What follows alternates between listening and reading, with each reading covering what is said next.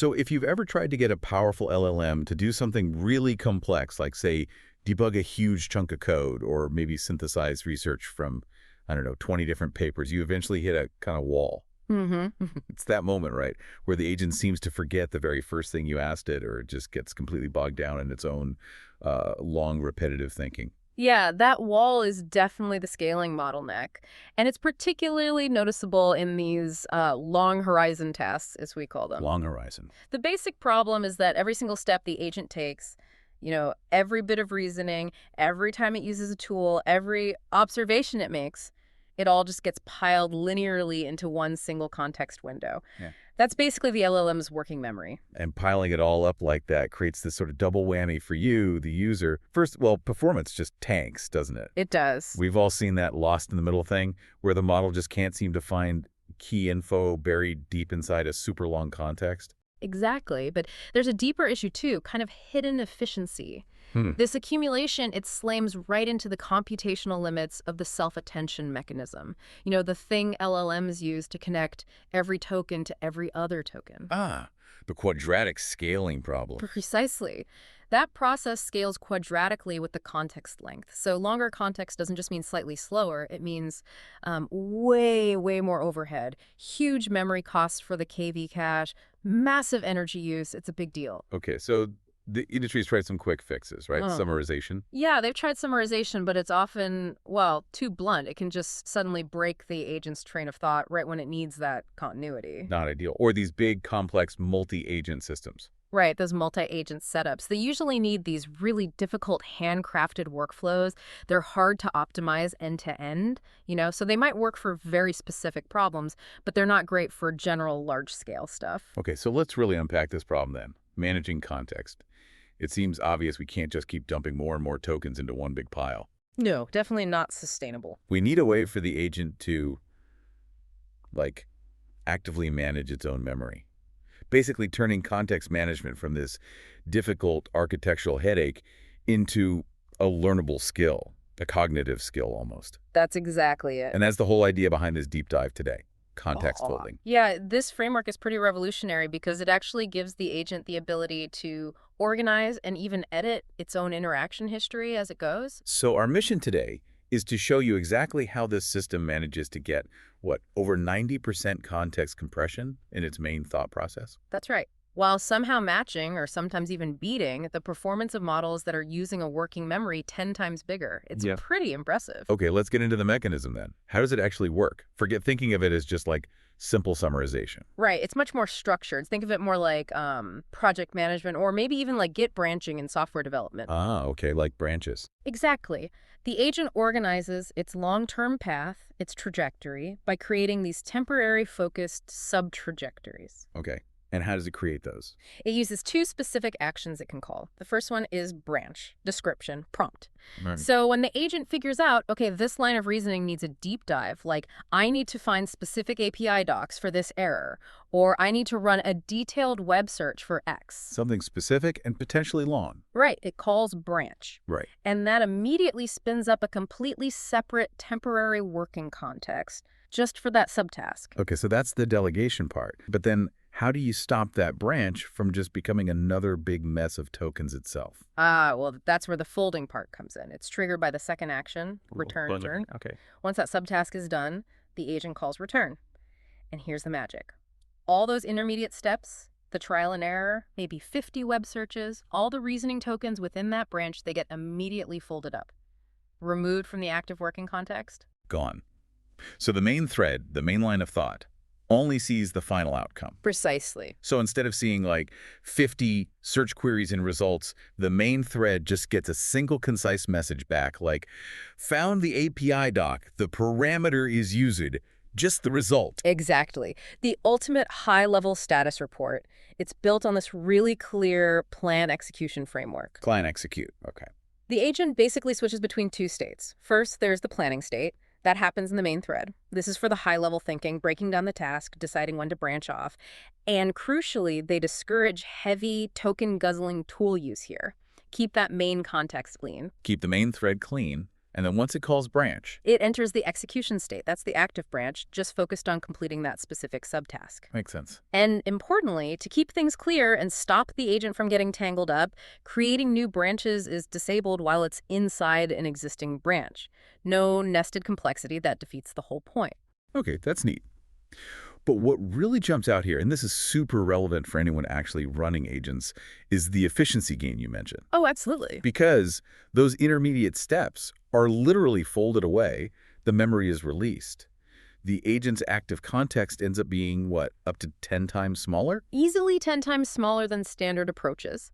And when that return action happens, the system does something critical. It rolls back the KV cache. Rolls back the KV cache. Explain that. It basically resets the memory state of the attention mechanism back to what it was right when the branch call was made.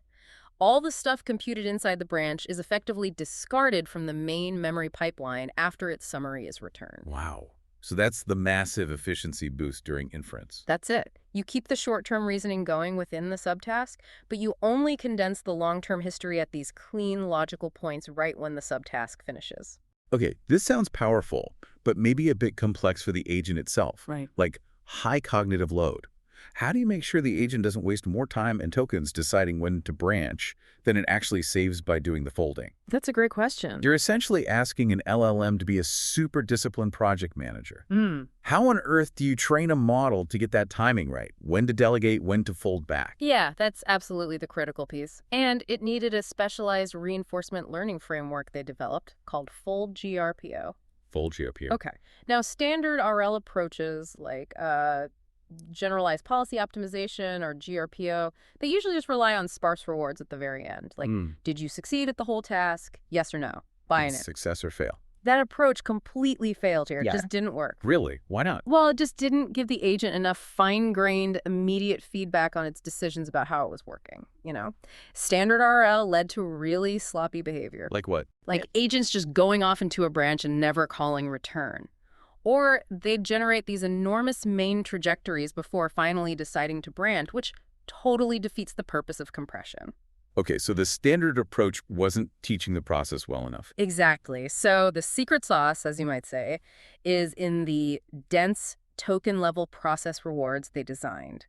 These specifically guide the branching behavior moment by moment. Ah, process rewards. Okay, tell us about those. How do they structure the penalties or rewards? Okay, there are 3 main immediate penalties. Think of them as like internal auditors watching the agent's work. Okay. First, the unfolded token penalty. This is like a manager getting fined for sending a ridiculously long email chain. Okay. If the context length in the main thread goes over a certain limit, say 50% of its maximum active budget, like 16K out of 32K, the agent gets a significant negative score, -1, for every single token it generates after that point in the main thread. Wow, okay, that's a really strong real-time push. Stop talking here, delegate this. Absolutely. Offload anything token heavy into a branch now. Makes sense. What's the second one? The second is the out-of-scope penalty. This one applies inside a branch. Inside the subtask. Right. If the agent starts doing things that aren't related to the subtask description it was given, like maybe the branch was supposed to just find a paper's title, but the agent starts rambling about the paper's implications. Going off on the tangent. Exactly. It gets a smaller negative score, -0.2. It basically tells the agent, stay focused on the job you were given in this branch. Keeps the execution state tight. Mo- Focused. Precisely. Keeps the branch doing what it's supposed to do. And the third one is simpler. A failure penalty. A -1 score applied to tokens in any turn where a tool call just fails. Okay, straightforward. So this whole combination of immediate process-focused penalties ensures the agent learns effective context management as part of its core behavior. And it proved absolutely critical because standard GRPO on its own just resulted in messy, disorganized agents. Okay, this sounds really smart conceptually, but let's get to the proof, the results. This whole mechanism is designed for these really hard, long horizon problems. Did it actually deliver? It really did. They tested the folding agent on 2 pretty demanding benchmarks. First, deep research using a dataset called BrowseComp Plus. Okay. And second, complex agentic software engineering using SWE Bench verified. Both of these required the agent to make good decisions consistently over, like, massive interaction histories. Right, exactly the kind of tasks we started with. So what were the key comparisons? Did folding introduce, I don't know, unacceptable delays or maybe risk losing important info compared to just throwing massive context windows at the problem? That's the crucial question, isn't it? So the folding agent, using a specific model, CETO SS36B, it achieved really competitive pass at one scores. It got 62.0% on BrowseComp Plus and 58.0% on SWE Bench Verified. Okay, those numbers sound good, but compared to what? Right, here's the kicker.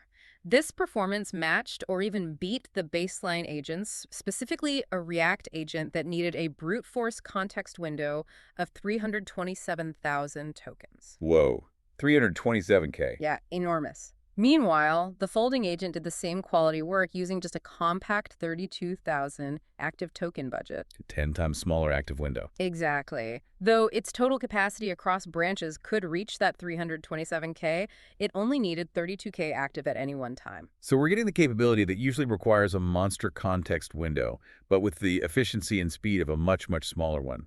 That seems like the real win here. It is, and the data backs up the compression claim. They did ablation studies, basically, turning off parts of the system to see what breaks, and they confirmed full GRPO training really did condense those long interactions effectively. How much compression did they actually see? The main trajectory length, that core thought process, was cut down to an average of only about 8,000 tokens. Only 8K in the main thread. Yeah, while the total interaction history processed by the agent, including everything in the branches, often went over 100,000 tokens. Wow.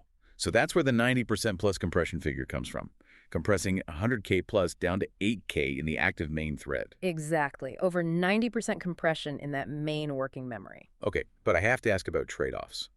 Did this intense focus on efficiency, on compression, make the agent kind of lazy? Or maybe shallower in how it actually tackled the tasks? That's a fair question, but interestingly, no. Quite the opposite, actually. Really? The RL training with those process rewards actually seemed to push the agent to be more thorough, not less. How so?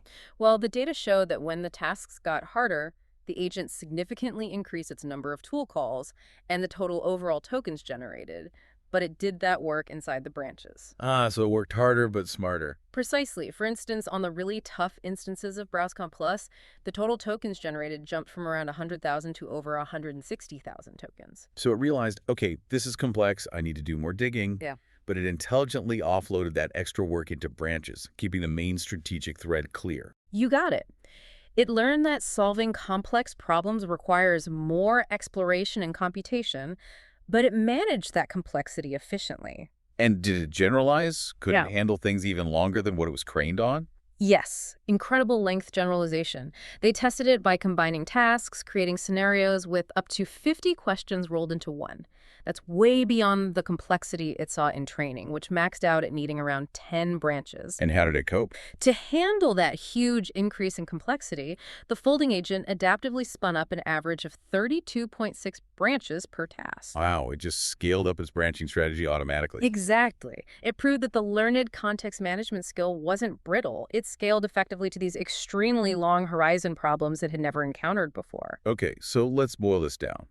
The core takeaway here for you, the listener, seems to be that context folding is a really significant shift. It moves context management away from being just this external architectural problem or a retrieval challenge and transforms it into a genuinely learnable cognitive skill, an internal ability that's taught directly through these carefully designed process rewards. Couldn't have said it better. This internal control is key because it protects the integrity of the agent's reasoning flow, which is something those blunt summarization methods could never really guarantee. So learning this kind of active context management seems like a really principled way forward for tackling the scalability and efficiency problems that are holding back more powerful LLM agents. Absolutely. It's a robust path toward making these agents truly scalable. This research is incredibly impressive, mainly because it introduces this intelligent, learnable structure. Now, they mentioned briefly experimenting with parallel branches like trying to do multiple subtasks at the same time. Yeah, they looked into that, but they found that the specific benchmarks they were using, BrowseComp and SWE Bench, were mostly depth-first kind of problems. Meaning you'd sort of have to finish one thing before starting the next. Pretty much. So doing things in parallel didn't actually offer a huge speed-up for those particular tasks. But that finding itself leads to a fascinating next step, doesn't it? It does. And it raises a really interesting question for you listening.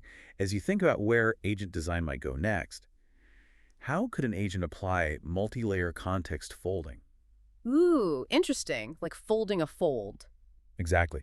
Imagine folding up the summary from one branch and then taking that summary and folding it again, maybe with summaries from other branches, into an even higher level summary, creating this deeply compressed but still navigable hierarchy of knowledge. Like nested branches, but managed intelligently through folding at each level. Right. If agents could learn to do that, they wouldn't just be tackling long problems as a linear list of steps.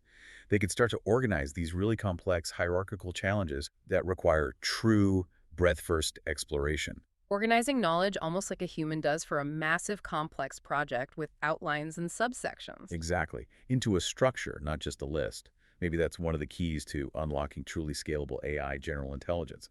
Something to think about.